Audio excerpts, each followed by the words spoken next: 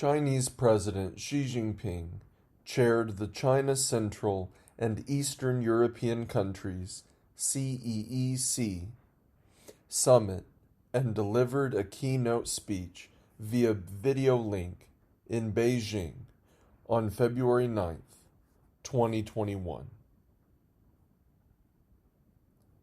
Keeping up the momentum and working together for a new chapter in China-CEEC cooperation. Dear colleagues, ladies and gentlemen, friends, welcome to the China-CEEC summit. This summit takes place as countries are going all out to fight COVID-19. To meet at such an unusual moment shows our resolve to stand together in the face of difficulties and pursue shared development through cooperation. It has been 9 years since cooperation between China and Central and Eastern European countries, CEEC, started. 9 years ago, with a commitment to win-win cooperation and common development and a resolve to create a better future together, we jointly initiated this cooperation mechanism between China and CEE countries, a decision that responded to the call of our times and the trend of development. China-CEEC relations have thus entered a new stage. 9 years on, China-CEEC cooperation has stood the test of time and intricate changes in the international landscape. It has developed some principles that are reflective of its distinctive features and accepted by all parties. First, making decisions through consultation. China-CEEC cooperation is based on mutual respect and has no political strings attached. All countries involved, regardless of their size, are equal partners in a cooperation mechanism featuring extensive consultation, joint contribution, and shared benefits.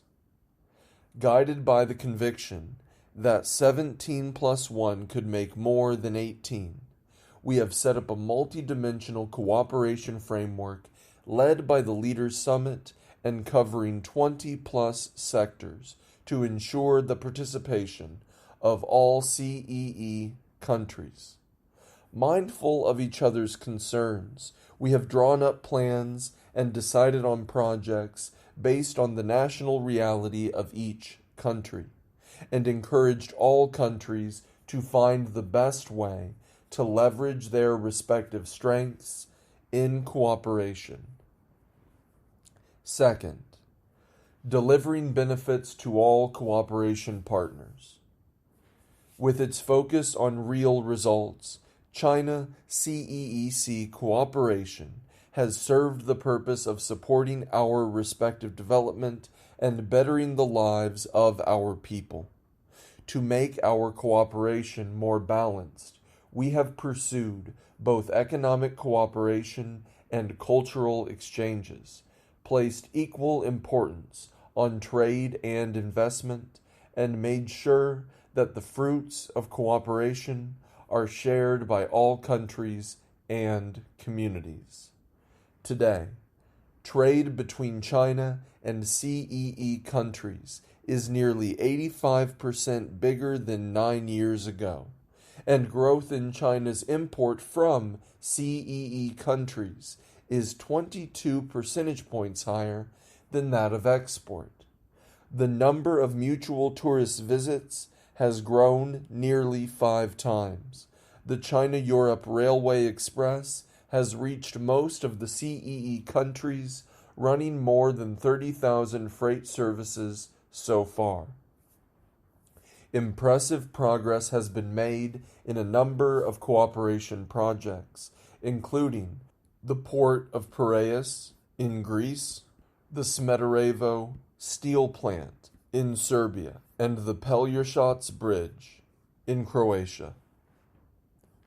Third, pursuing common development through openness and inclusiveness.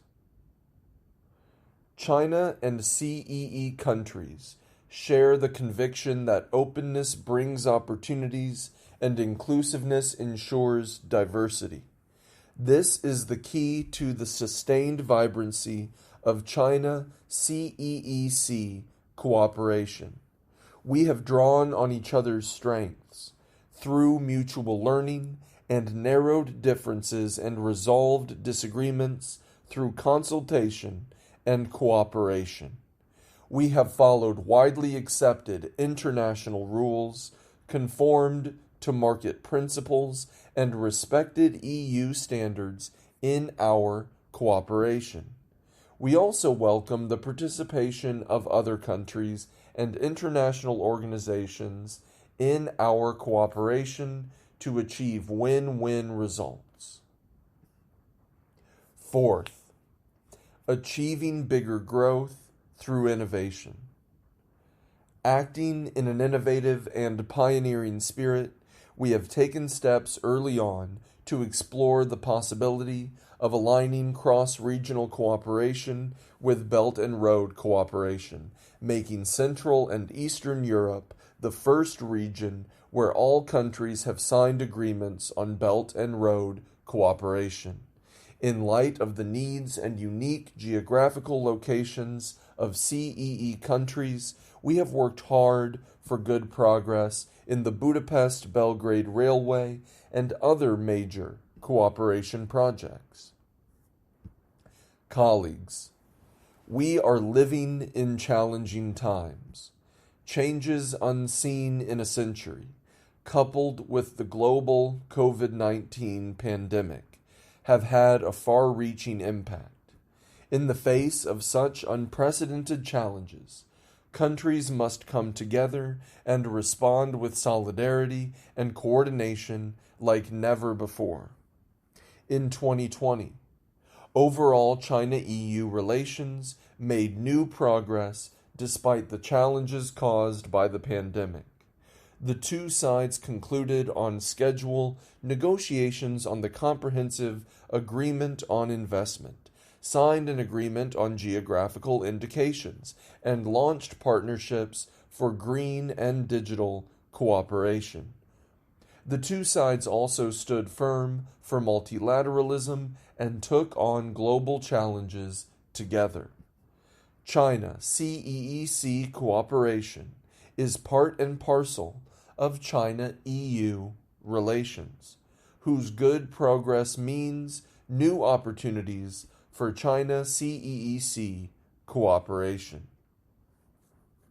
Colleagues, China-CEEC cooperation is a cross-regional cooperation platform with important influence. Under the new circumstances, what could we do to take our cooperation forward? I want to share with you the following 4 thoughts of suggestion. First, we need to tackle COVID-19 head-on and boost confidence in cooperation to tide over the tough times. Fighting the pandemic is currently the most pressing task for us. To complete this task, China will work with CEE countries through solidarity, coordination, and cooperation. Our two sides could enhance joint response and experience sharing on prevention and treatment, explore cooperation on traditional medicine, and scale up public health and medical cooperation. These efforts will contribute to a global community of health for all. China will continue to provide vaccines to countries in need to the best of its capability and do what it can to make vaccines a global public health good and promote their equitable distribution and application around the world. China stands ready for vaccine cooperation with CEE countries, So far, Serbia has received 1 million doses of vaccines from a Chinese company, and there is ongoing cooperation between Hungary and Chinese vaccine companies. China will actively consider such cooperation with other CEE countries if there is the need. We need to stay committed to open cooperation. We need to promote trade and investment liberalization and facilitation, work to build an open world economy, and move the world economy out of the shadow of crisis as early as possible.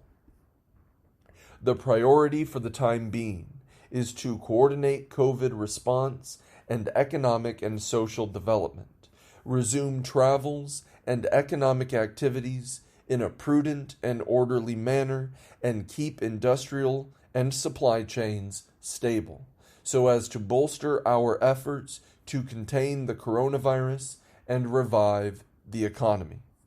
Second, we need to focus on connectivity and develop smooth avenues of cooperation for interconnected development. We need to keep improving connectivity as a solid foundation for interconnected development at a higher level. We could pursue high-quality Belt and Road cooperation, speed up such major projects as the Budapest-Belgrade Railway, and continue to support the development of the China-Europe Railway Express to unlock the full potential of our cooperation. It is also important that we deepen customs cooperation to ensure trade security and faster clearance. China will work toward the establishment of a China-CEEC Customs Information Center and a focal point for customs clearance coordination for countries along the China-Europe Land-Sea Express line. We could also explore cooperation on a pilot basis under the Smart Customs, Smart Borders, and Smart Connectivity Initiative. Third, we need to aim for concrete results and increase cooperation outcomes that benefit both sides. China will work with CEE countries to help the region share in the benefits of China-EU cooperation as early as possible. More should be done toward mutually beneficial trade and investment cooperation to promote balanced and sustainable trade growth. China intends to import in the coming 5 years more than $170 billion of goods from CEE countries.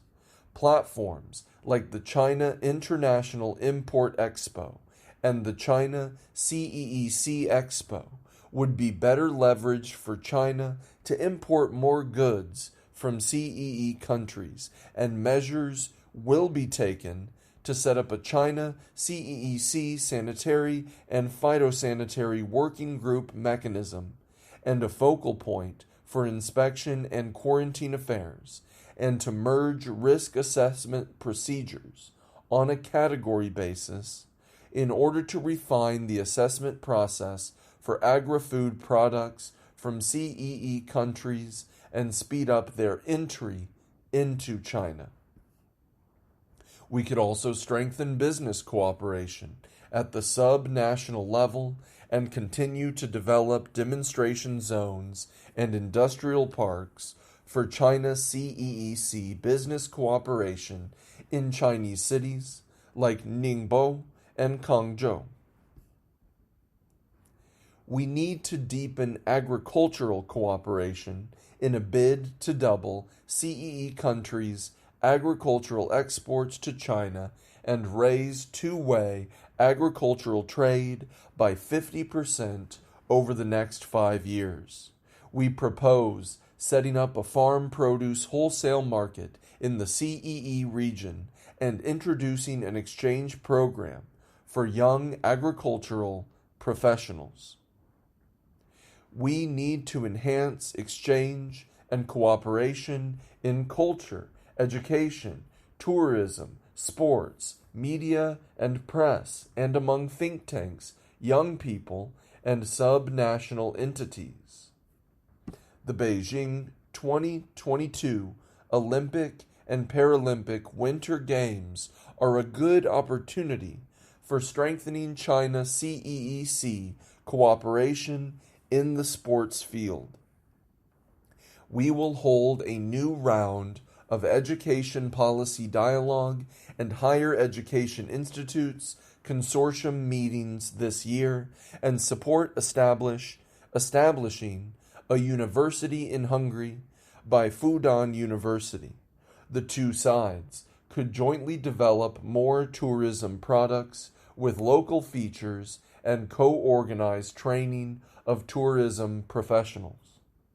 The outcomes of the 5th China-CEEC local leaders meeting should be fully implemented to produce more fruits from subnational cooperation. Fourth, we need to focus on green development and forge drivers of future-oriented cooperation. On the basis of our green consensus, we need to steadfastly advance international cooperation on climate change, jointly implement the Paris Agreement, and contribute to the success of COP26 of the UN Framework Convention on Climate Change and COP15 of the Convention on Biological Diversity, both to be held this year. To enhance green development, we may take the China-CEEC Year of Green Development and Environmental Protection as an opportunity to deepen exchange and cooperation in green economy, clean energy, and other related areas. We need to step up cooperation in science, technology, and innovation, STI.